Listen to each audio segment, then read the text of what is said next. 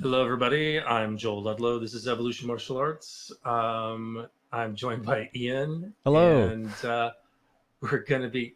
I never know.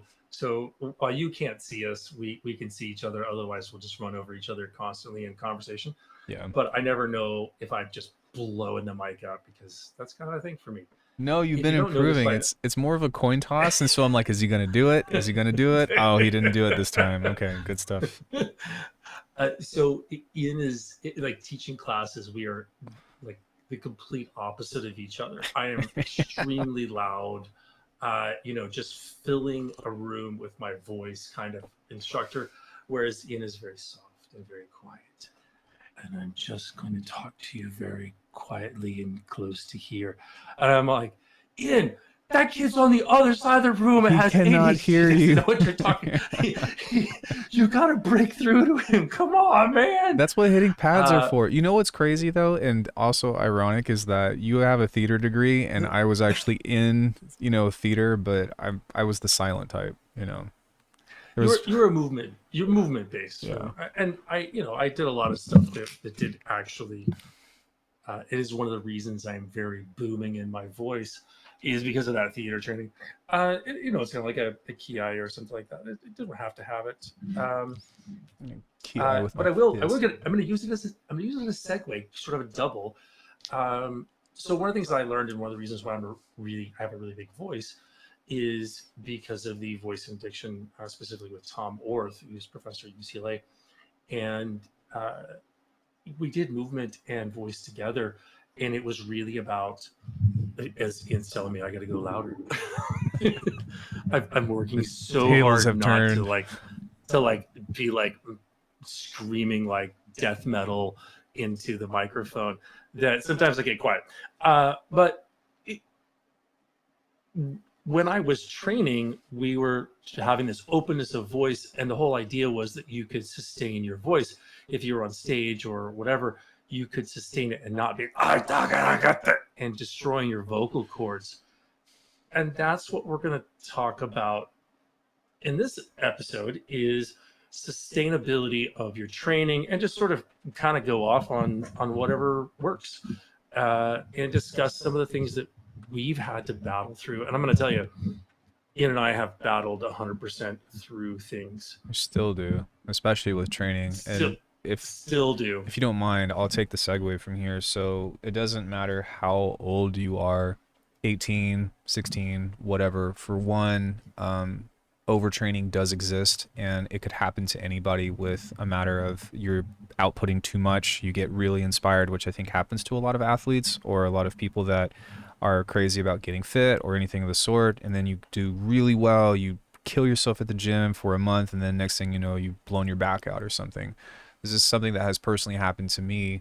How many times, you know, Sifu Joel, we got to figure something I out. I'm coming to class, but I've blown my back out and I can't walk for 3 weeks. Versus 32 now, going to be 33 this year. Trying to be a little bit smarter about when I feel stuff like that coming on. But how do you train and how do you dedicate yourself to that aspect without it necessarily becoming a detriment? And is that possible to have that kind of dedication of training?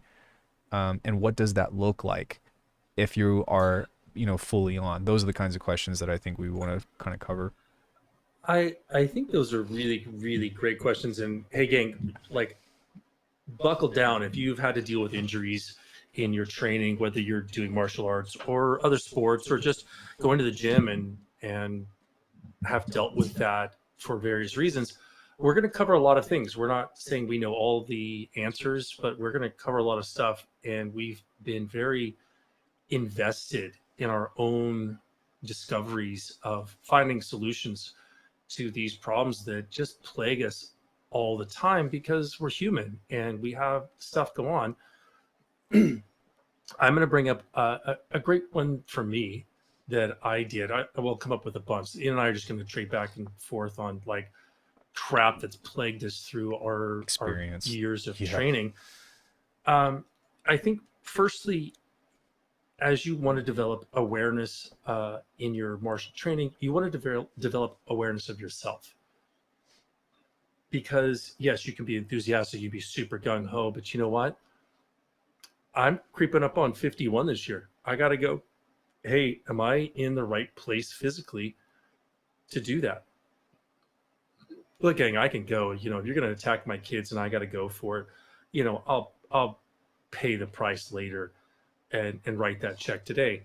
But if I'm just training, like if I'm at the gym or if I'm in class and I'm teaching something, I have to be mindful that I'm not going to overdo myself, because I'll be out for 4 or 5 days trying to figure out how to fix my back, and I got to get a massage and see the chiropractor, and then I have to do stretching all day long for all these days, and I hurt, and I'm not training. And Yeah. that's the big one for us, is how do we train smart and maintain ourselves. And I, so one of the first injuries I had, I was younger than Ian. I was in my late 20s, and I'd switched jobs. I'd gone from working at this uh, coffee house restaurant in LA, and I was on my feet. I was walking around all day long, walking around, walking around. And then I got a quote unquote real job, and I was sitting at a desk all day. But I was training at Combative Arts Academy the same level, and I was still going at it. But my body didn't have the same exercise routine outside of class that it had previously, and I just wasn't as weak. And I kind of was like, wow, my knee kind of just feels bad, and my knee feels worse. And then one day I was like, my knee feels terrible, and I went to the doctor, and he was like, yeah, you're kind of like little tear and it didn't heal all the way, and a little tear and it didn't heal all the way. I basically had to take a couple of months off of training. He was like, you just got to stop. I didn't You know have about to that. let your body heal.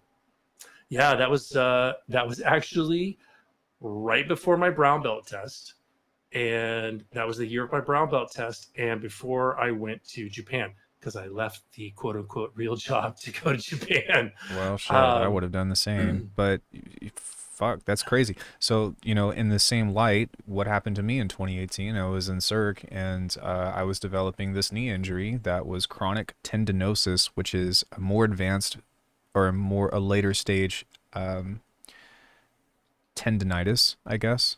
And I had gone to physical therapy, I had gone mhm. to all different kinds of things, and nothing was really working for me. But what did it come from? Because it wasn't something that was acute. It was, I was doing, you know, sometimes up to 10 shows a week.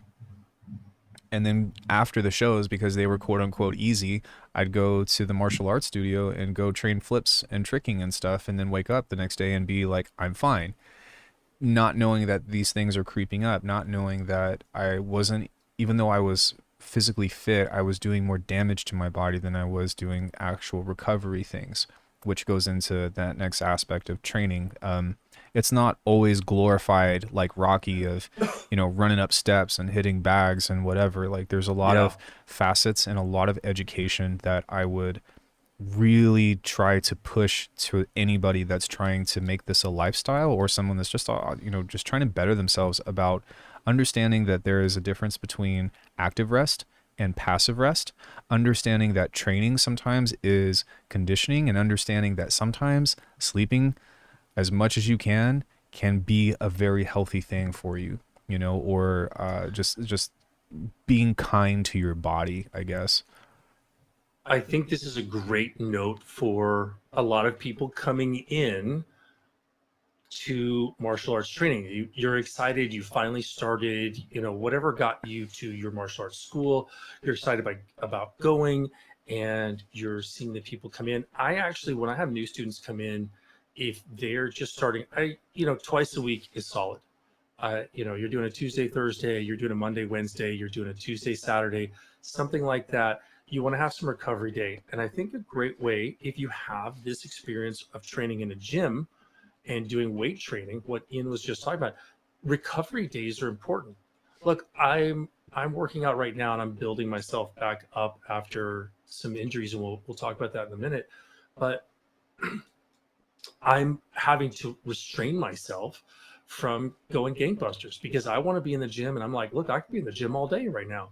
I could go in every day, and I want to, like, let's go do chest. I can't do chest every day. Like, part of the building process is the recovery. You have to eat properly. You have to sleep properly. You have to hydrate properly. And if you're going in and you're doing Brazilian Jiu-Jitsu and you're going hard and your body's not used to it, or you're Yeah. doing kickboxing and your body's not used to it, and you're going to go do, a 2-hour class 5 days a week and you've just started, it's going to wreck you, because it's like, hey, Fast. why don't you go run? Why don't you go start running, 10 miles every day? Just, I know you haven't run before, but let's start running 10 miles every day. Yeah, you might be able to do it because maybe you're young and strong and athletic and you're excited about it, but it's going to tear you up really quickly. Very quickly.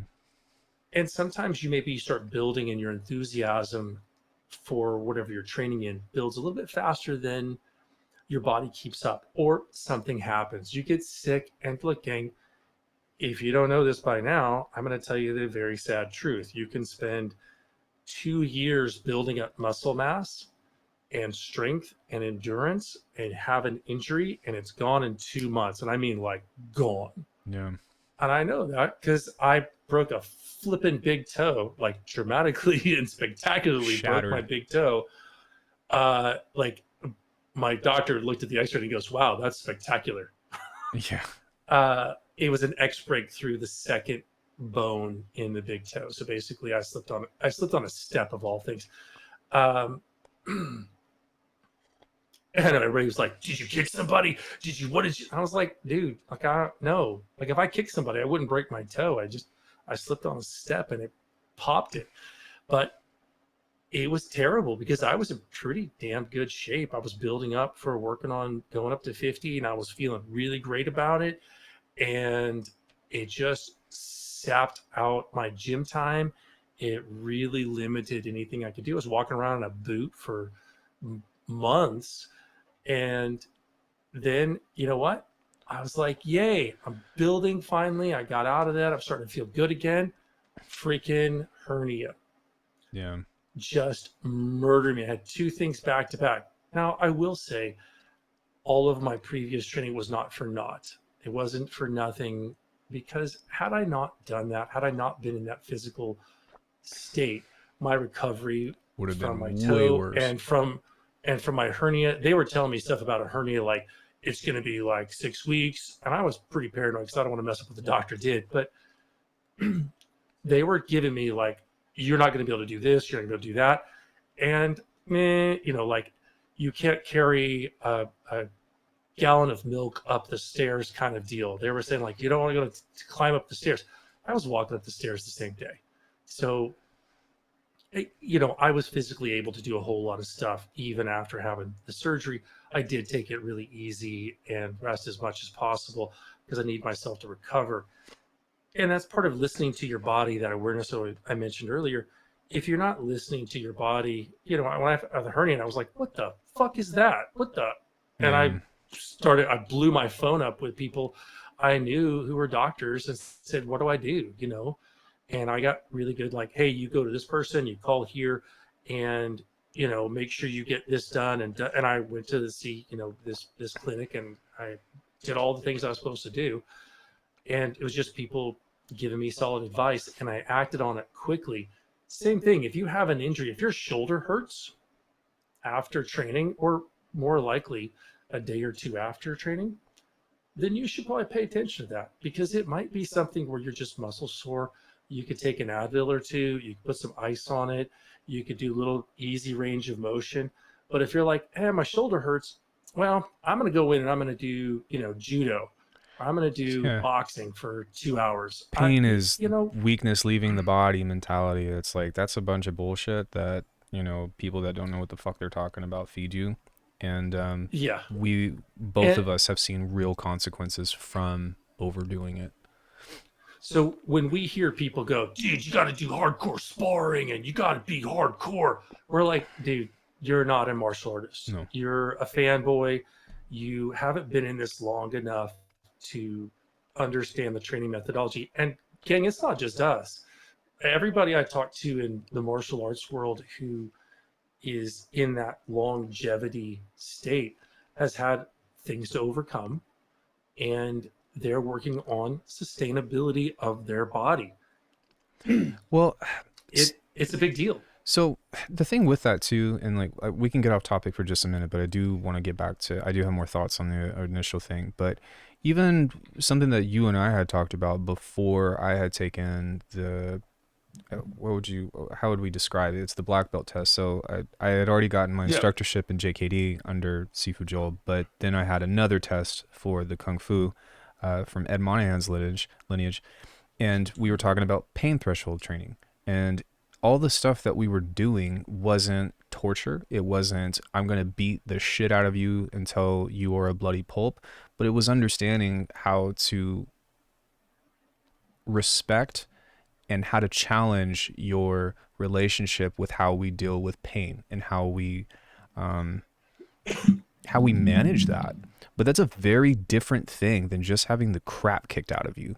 And even then, when I did Yeah. my black belt test and stuff, like it was, I would say it was pretty hard. It was long and grueling, and I had a lot of fun, but nobody beat the shit out of me, I gotta say two things. even though I went to the One hospital. speaking to one is speaking to Ian's black belt test, and one is speaking to a much younger student and that sort of pain threshold training and how we scale that up over a long period of time and appropriately so for a martial artist.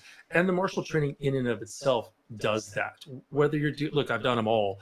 So whether you're doing a grappling art, a striking art, whatever it is. So Ian goes in. Now I will say he was doing a kickboxing. He was just doing punches and kicks. And somebody whacked him with a round kick right in the thigh, and his leg just gave out. He just flipped over, fell down, Yeah, you're popped like, right are you back up. okay? And it's like, yeah. I was like, dude, you okay? You're like, yeah, I'm fine. Let's go. Yeah. But it just made the leg give out 100% in that one moment. And, you gotta, well, so fast forward to the very fucking end of his test, man. And I'm sitting at the judging table with Ed Monahan and some of the other black belts. And Ed and I turn to each other, and they're doing a sparring round. And Ian's out there sparring, and the other guy who's testing with him is out there sparring, and they're sparring other people. And it's the last round. I turn to Ed and I say, "Well, have you seen enough?" And he's like, "Yeah, I've seen enough." I said, "Okay." And Ed says, "Well, let's just let him finish the round, and then we'll be done." It's like 30 seconds left in the fucking round. We have that conversation. There's 30 seconds left in the round.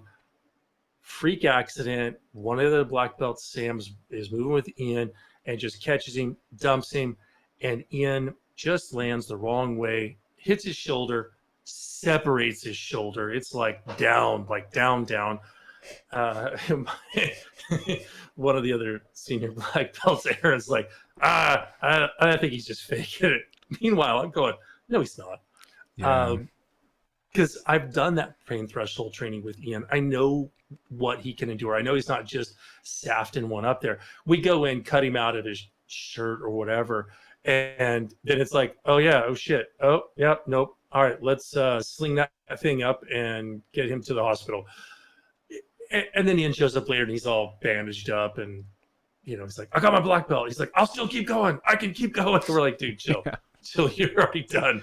You don't know that Ed and I already had a conversation. You're fine. Don't worry about it. I will say another thing. So you can have something like that in training. So as much as you hear, and if you've been listening to Ian and I talk for any amount of time, you'll hear how we're adamantly against the hardcore, sparring. We got to go full up, because he wasn't going hardcore. They were going. Now they would be going at what other people might consider hardcore, but it wasn't for Ian. It wasn't for Sam. They were moving, but not moving with their full capacity. And that's a totally different thing, because they were working and being challenged. And that's the whole point of the black belt test, is to challenge when you're tired and your brain is a bit foggy and someone's just a bit quicker on all counts than you are. So it's a big deal to overcome. And Ian did that really, really great. It's a rigged system, and it always has been. Thanks. Yeah, I mean, when I did the same thing, it was like you're like, when I've been the person giving the beat down to other people in their test, it was always that way. I lost my train of thought. I was going to go somewhere with that. I do want to take it to so the pain threshold training. So I know Ian's not just giving up on that one, and we're against the hardcore training, the beat the shit out of each other kind of stuff. So we always talk about that. uh, we do legit stuff and we do move, but that's kind of what we're getting into the whole thing. You have to do it at the appropriate time. You can get hurt any time. We put safety protocols in all the time because just because we're not going at full power, we're not going at 100%, the potential is always there because the movements are legit. We're really throwing a punch. If you zig when you should have zagged and there's a little bit more heat on it than it needs to be, you're going to get your bell rung. If you get hit, or even in grappling, as Ian did with Sam, you come up and you land just the wrong way, it goes in. And I'm going to use that to talk about one of my students up here, an 11-year-old boy. Great, been training with me for years. He was doing a shoulder roll. Like, give him a gentle push, he does a roll. I literally have counted up, he has done thousands of these. I mean, thousands and thousands of these rolls on a mat, nothing big, no heavy duress, not going even 50%, let alone 100%. So he goes down to do a roll. He's in full control of himself. He just puts his hands the wrong way possible. There goes his collarbone. Full break in his collarbone. Snap. He just caught it the wrong way. Pain threshold training. I mean, I heard it. It was like oh crap. Oof. He didn't move. It was like, okay, buddy, let's get you over. And he was a little bit white and we were very slow. The other students were really amazing in class. They were very like, hey, this is serious. We're not going to be cutting up and screwing around. And he got on his back. And instead of screaming his head off and flailing around and freaking out and doing all of that stuff, he had the wherewithal just from his years of training with me to be, okay, breathing. Focus. And I was talking to him and I was calming him down with a calm voice, but he was able to latch on to it. And we're, okay, here we go. And I said, where does it hurt? And he's pointed over towards his collarbone. I was like, fuck, it's going to be his fuck. And I said, okay. And I lifted up his shirt. Sure enough, man, I can see full break. I was just like, oh shit. Because poor kid, you never want to see that for anybody. And I was like, okay, buddy. Yeah, nope. We're going to have to call mom and dad. We're going to have to get them in there. And I said, he's like, is it broken? I said, yeah, it's broken. Yeah. He's like, well, can I see it? I said, are you sure you want to see it? He goes, yeah. I said, okay. So I took a picture of it and showed it to him. And he was like, whoa. And I was like, yeah, but you're going to be okay. Like, you're good. And he's a really amazing kid who, kids break bones. It happens. And total freak accident. But the way he was able to keep himself collected, and that's what the pain threshold training is. You apply a little bit of pain. Don't break a bone to do it. But you apply a little bit of pain. It could be a wrist lock. It could be an arm bar. It could be whatever, where you're put in discomfort. And then usually, if your instructor is doing it well, they apply an appropriate amount, which is going to apply discomfort. And then they talk you into relaxing. So breath, instead of tensing up to make it worse, you breathe, relax, accept it. And it's a process. I mean, it's tough. And you'll see, I've seen similar training in military special forces where they're doing anti-drowning training. Look, I'm not an expert in those things at all, but I'm just saying I've seen them do things that are parallel to that, but they're in a whole different world than I would even think about being comfortable. And we're not exclusive to it. I mean, you've seen some quote unquote hardcore schools that are like, karate or taekwondo. They'll sit in a horse stance and just bust a freaking wooden thing over somebody. It's like they didn't do that day one, even if those things are breakable, whatever, say what you want about it. Shaolin monks that are doing some pretty hardcore stuff that's kind of hard to argue with. Those guys did not start there. They worked themselves up to it, and they fortified themselves into getting into that. But the not to derail again, but some of the topics that I wanted to talk about as these consequences happen is that, for one, injuries are an inevitability when it comes into training. Hopefully minimized, not super crazy collarbone breaking stuff, but it's important to realize a couple of things. One, there is a matter of training that does not necessarily involve physical. There's I 100% believe in this aspect of mental training, of keeping your mind sharp. You know, Sifu Joel and I haven't moved together in years, but we talk about things that are still very relevant, as if I was in class yesterday. And part of the reason why is we were because, we were supposed to be moving together right yeah, now right now. because I was supposed to be in Vegas, but we're not because a flight got canceled. But that's Neither here nor it'll there. happen. It'll happen. It'll make it happen. But there's this sense of keeping your mind fresh about these things. There's a sense of doing some kind of other aspect of studying, and then also looking at what you can do on a daily basis that is minimal. And so I know that we were talking about, how much training should you do and this and that, but it's definitely, in my opinion and experience, it's definitely possible to train every day if you have the right protocol. So for me, one of the strategies that I got myself into, because when I came out of that injury from 2018, I'd never thought that I was going to trick again. I was like, I don't know if you remember me talking to you about that, Sifu Joe, but I was like, fuck, I don't know if I'm donezo, because my knee problem was so bad. And after I started Yeah. doing the knees over toes program, it was like something that I could do very little of, but every single day I went to going back to 1 gym session a week. And now I'm back to doing 3. But the thing is these 3 gym sessions that I'm doing, while I'm not as strong as I used to be, but while I could, in theory, stay the whole day, because my open gym is from 11 to 4, I try to make these smaller sessions of like 45 minutes to an hour with 45 minutes or 30 minutes of conditioning and warm up. And so it changes the intention behind what your training is about, for one, but 2, it minimizes the impact that you have whenever you're doing things like this, because you can make that consistency like we're talking about, which goes hand in hand with that threshold training, because it might not be pain, but it might also be a matter of durability.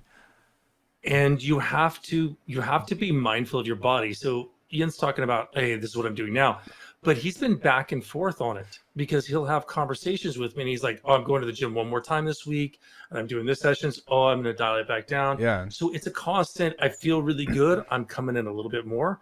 My body's saying that's a little bit too much. I'm going to back off, or maybe I went a little bit too hard today. Look, I've done the same thing where I come in. I was talking to one of the other guys who's in Atlanta, and he was like, Sifu, my back is sore. And I was like, well, we did a lot of punching. So he was following along with all. I was like, if you're doing a lot of punching, yeah, you're punching out and then you're pulling back. I said, the way that we do it, it's a back workout, because you're whipping that punch out, but you're also pulling it back aggressively, and you're using those back muscles and you're stabilizing the shoulder the whole time. And he was like, oh, yeah. So you have to be aware of that, and you have to know what's going on. I'd like to go into, it's a little bit of drink or tea, and it kind of, it is. It's a little bit of in here, but there's an old student who was also, I'll stay off of names, but there's another student who was training at a level with Ian, and was moving and doing quote unquote martial arts. And Ian and I were talking because he was in Vegas already, and we were chatting and stuff. And I said to the other person, I said, yeah, Ian's is doing pretty good. And was talking about him going for a secondary black belt. And the other person was like, what? And was just dumbfounded that Ian could I would consider him to be elevating in his martial journey. But the other person hadn't realized that Ian's moving all the time, and that he and I are discussing information all the time. I know where he's at. I know what he's doing, because I'm getting video clips of him jumping through the air and then of him doing punches and stuff. But also, we're having these in-depth conversations, which is why we're doing the podcast, because we decided we might as well let you people hear us ramble on about whatever we ramble on about. And that's important to understand. Look, when you get to black belt, everybody kind of goes to, you start off, you put your white belt on or whatever, your beginner level. And then you get to intermediate, your whatever belt that is, green belt, blue belt, whatever. Then you get to black belt. You're kind of like, oh, but then things change. And everybody I've talked to who's black belt and moved past, it changes. And you start to look at a much longer, because the time between first degree and second degree, second and third and fourth, it just gets longer and longer and longer. So you really have to start putting your focus on how you can stay there. Both, like, how can you mentally keep yourself, hey, I got to be gung ho, I got to train, but what does that mean now? Right. And what other aspects you're training? So you tend to broaden out what you're training. Look, there's a lot of people who do philosophy, there's a lot of people who do meditation, but there's a lot of people who will also do other aspects. It's not just punching and kicking, gang. There's a lot of softness that is required in training. Like, is hard fist or soft fist? But it's both or neither or whatever. You're doing all those things in there all the time. I talked to somebody years ago in LA who was talking about doing kickboxing. And he's like, yeah, we just beat on bags for like 5, 10 years. And he's like, my hands, I have arthritis in my hands from beating on these bags all the time. And I thought, well, that was pretty fucking stupid, because you're just punching a bag. Like, if you need to hit a bag, you got to remember it's a tool. That's not your martial art. That's just a tool to help you cultivate your martial art. Look, if I already know how to punch and kick and I know how to throw somebody, I don't need to go put in 5 hours a day, 6 days a week on trying to cultivate those things. What I need to do is maintain it. Right. So, and that's a different mindset maybe that we should really. I think a lot of people don't get that. I think they don't get that. I think even one up of that is, even on YouTube, so many, like, how many times have we used this analogy of, hey, just dregs of YouTube. Yeah, just because you are doing a drill of something does not equate to this is what you're going to do in a fight. You are cultivating. You are, why would we dribble 2 basketballs in a game, or sorry, in a drill, if we're never going to do that in a game? But every single team does it. Every single individual does it. Yeah. And for some reason, they have no issues understanding, hey, this is what this is for. But when it comes into like martial arts or whatever, it's like, that's not going to work in a fight. It's like, dude, shut the fuck up. Like, or it goes into one of our biggest pet peeves is, well, Jisao doesn't work. Oh, Bruce threw out Jisao. If you don't understand the energy training and you don't understand what you're doing with it, if you can't move slowly through something, then you probably don't understand martial arts, to be a little bit blunt on that one. Here's one. Maybe let's say Bruce Lee did throw it out. So fucking what? He still reaped the benefits of training in Jisao for a long time. But fuck that shit. All these fucking people out there who like, Bruce threw it out. Here's my 2 cents on it. Because fuck you. I challenge anyone out there to pull your JKD up against mine. I'm going to be 51. Fuck you. I don't know of a single person on the planet who I can be like, wow, your JKD is better than mine. Hands down. No, I'm not saying people don't know shit. I wouldn't learn something from somebody in a respectful way. Absolutely. But I don't know anybody out there who I'm going to bow down to and be like, well, fuck, you know way more than I do, and you understand this. But the dipshits in the JKD world out there who were saying it got thrown out, I think that was for some instructors who didn't get it. And honestly, so I was saying about this earlier. I can look at someone and see their Jisao and tell if they're more Wing Chun based with some kickboxing, or if they've actually trained in Jeet Kune Do. Because for me, I never learned any of the energy drills in Wing Chun. I never trained with a Wing Chun person. Unless you're going to count Ian, and he was like, I wouldn't consider myself counting, no, by any means. Yeah. He was like, I don't know anything. Because I was already a full instructor when Ian started training with me. So, because it looks different, and it feels different, and it is very different.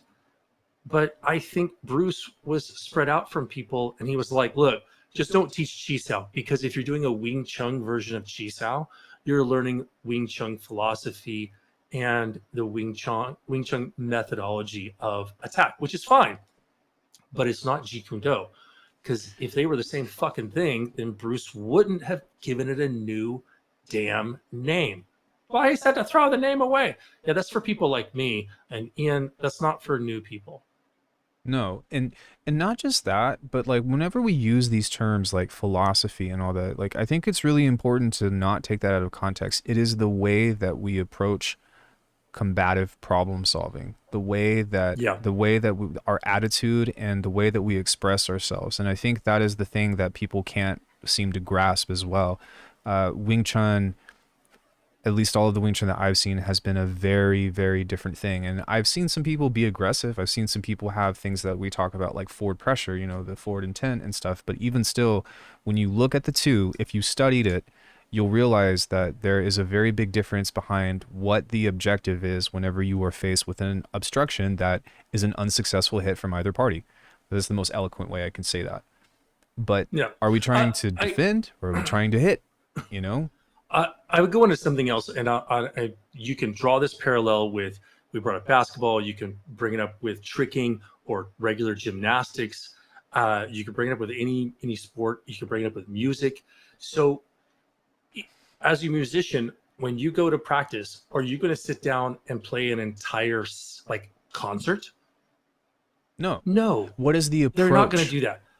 What are you going to do? Well, Right. today I'm going to work on this. Look, I don't claim to be a musician. I play music just enough to really appreciate the wonderful people who have talent in playing instruments or singing around me.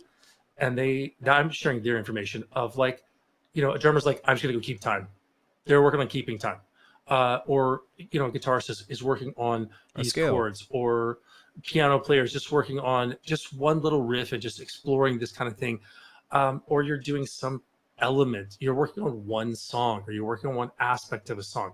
If you've been in a band, right, in a bigger band like an orchestra, they might work on just one part of the song, right? We're going to work on this aspect right here. We're not going to play the whole song. We're not going to play our whole set. If you're playing basketball, what are you working on? Well, we're working on free throws and layups. We're doing runs and dribbling.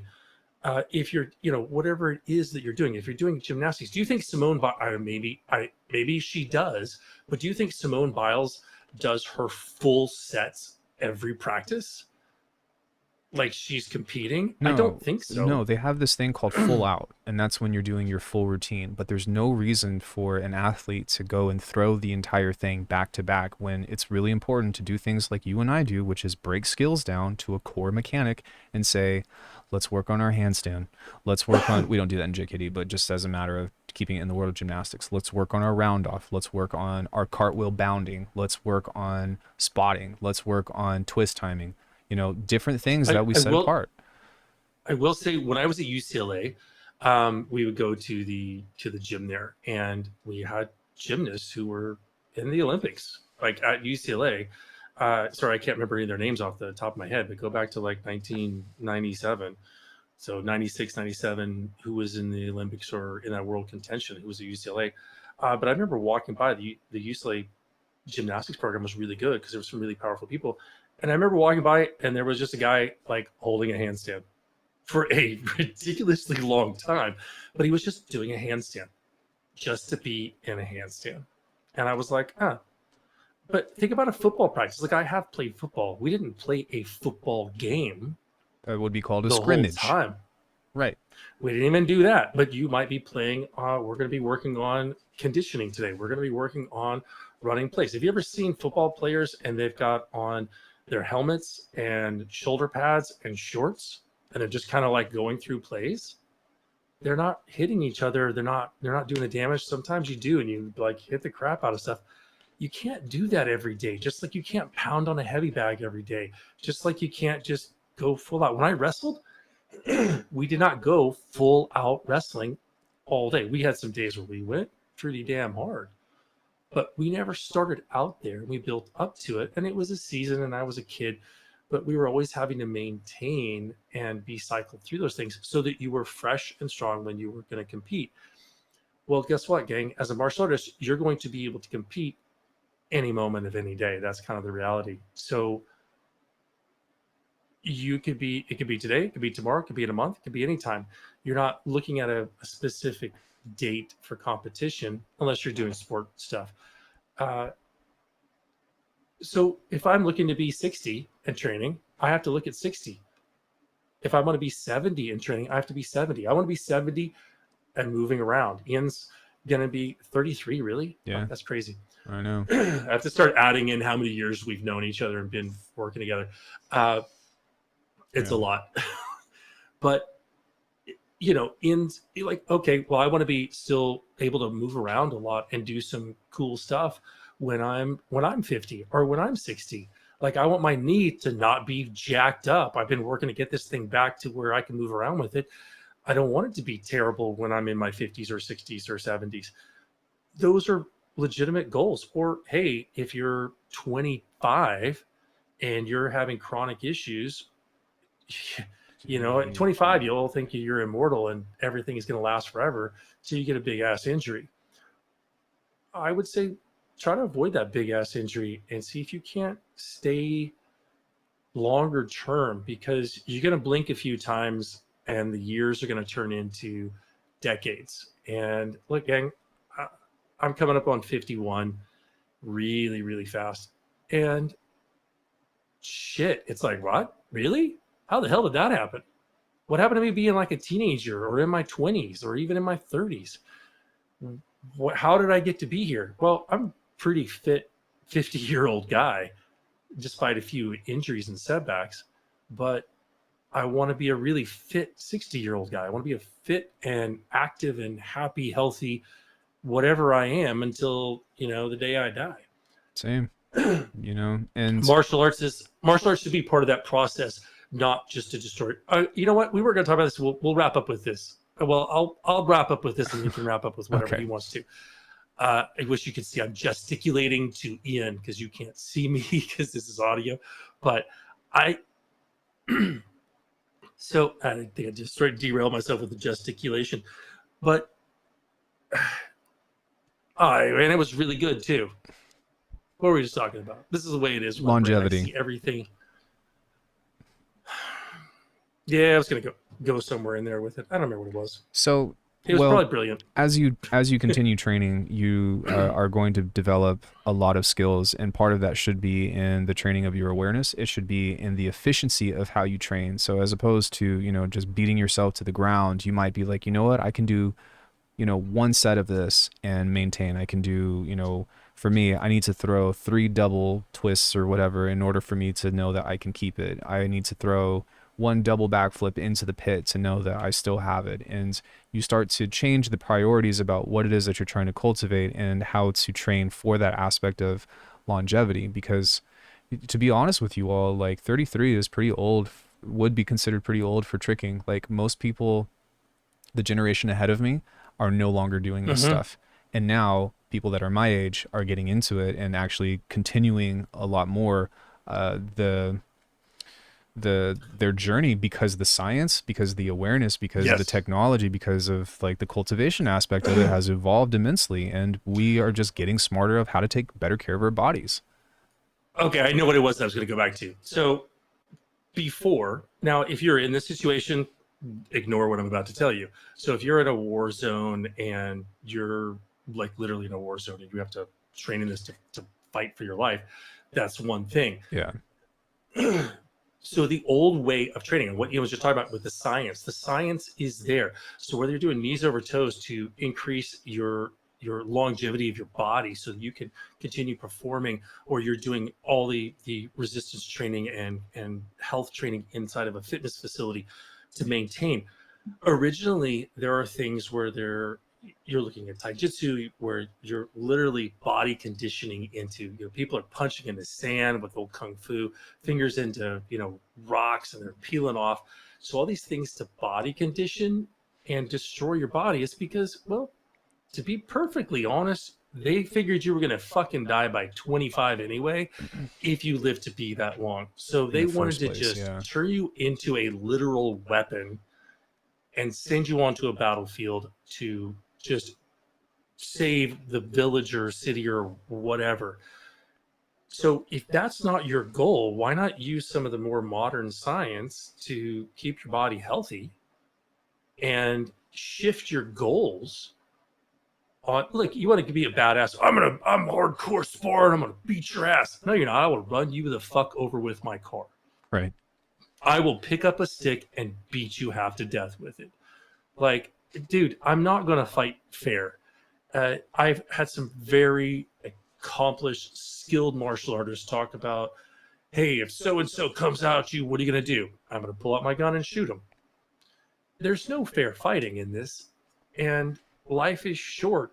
If you don't need to, if you don't have an urgent need to keep your family and your loved ones and your society from harm by sacrificing your body and your probably your life to do so, then you need to look for other things in your martial arts. And there are a lot of other things in martial arts, and they're really positive because, again, I'm 50 years old. This is pretty freaking great. It's got me through some rough times, and it keeps me mentally stimulated, so I'm a little bit sharper. I'm not always, I get forgetful, but that's a totally different thing. I'd be way worse without martial arts. Me too. And that's what we're kind of saying. Don't be beat up from martial arts. Be better from martial arts. So you got to be a little bit mindful with it, and be mindful of your body because it's a journey. And do you want that journey to be short and violent, or do you want it to be longer and more sustainable and enjoyable? Look, In has been with me like for 13 years, coming up on, I About guess, 13 14 years. Yeah. I've punched him a lot of times. I've kicked him a lot of times, like way more than he's done to me. And he still hangs out. I mean, we're long distance at this point, but we still talk and stuff. Uh, and the same is true. I've had some of the instructors I've respected the most have whacked me really hard, but it was appropriateness at the time of something that I was willing to go through. And I'm going to tell you, the science is propelling it so that I'm moving into a better place than they were, because they were trying to better what they were given. I'm trying to better what I was given, in hopefully making better what I've given him, and so on and so on and so on. Because look, gang, I'm teaching my kids. My kids are taking classes with me, and I don't want them to be hurt, whether it be mentally or physically or emotionally. I don't want them to be beat up from their training in martial arts. It should be a positive thing for them. Otherwise, I'm gonna tell you straight up, my kids are not gonna show up to class if they think it sucks in any shape, form, or fashion. But if it's fun and it's positive, then they'll show up. And why not keep your own inner kid going as long as possible? Well, It should be also, fun and exciting for you. don't teach your next generation to hurt other people. Teach them how to take care of their students. Teach them how to be better. And that's part of the responsibility and accountability you share when you are stepping into a world like this. And if you can't do it yourself, then when the time comes for you to pass it on, whether it be with your kids or your students or even just giving advice, this is the world that we live in. It's you are part of the community if that's what you choose to, be involved with and do something with it, or just do steroids. You'll last forever. I was watching an article, watching a discussion on steroid use and other stuff that's going to be coming in the future, and it was a very interesting thing. That's a topic for a different time because it goes into the quick fix idea. Hey, gang, we have talked about this, and if you do want to learn, if you haven't done it already, and you want to learn about Jeet Kune Do as I teach it in a proper way, that's going to be learning the movements with explosiveness and dynamic expression, but without the injury. That's a big one for me, is avoiding the injury, whether you're holding a mitt or doing a movement. We'll leave a link in the description to Teachable. We have a Jeet Kune Do fundamentals, and it goes into all the fundamentals of Jeet Kune Do, what you need to know to get yourself going. And it's a really great way to start your journey. Or if you've already been training, it's a great way for you to supplement, just have those those reminders, to have a little bit of checks and balances on yourself. Ian and I put a lot of effort and a lot of thought and a lot of love into putting this, and we'll hopefully have more stuff soon. We were supposed to be filming some stuff with this trip, but unfortunately got interrupted. But more exciting stuff coming in the future, hopefully not too far off, and I can start making announcements about that soon. Until then, we'll talk to you later. Bye, everyone.